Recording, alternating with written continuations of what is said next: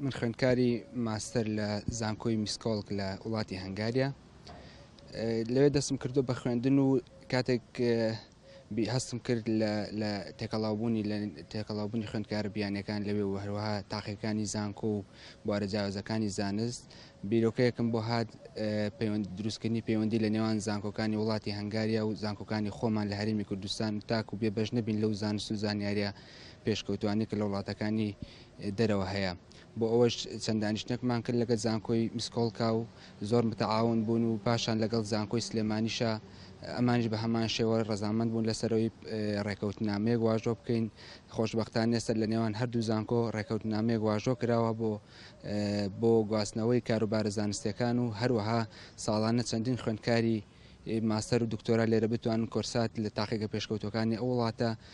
وەربگرن و هەروەها مامۆستایان لێرە بتوان بچن سمینارات و بوارە زانستەکانی خۆیان پێشکەش بکەن لە زانکۆکانی میشکۆڵس و هەروەها بە هەمان شێوە زانکۆکانی میشکۆڵسیش بتوانن ستاف و کادیری پێشکەوتومان بۆ بنێرن بۆ زانکۆکانی کوردستان و لێرە ئەو زانستە بگەێنن بە خوێندکاران و مامۆستایان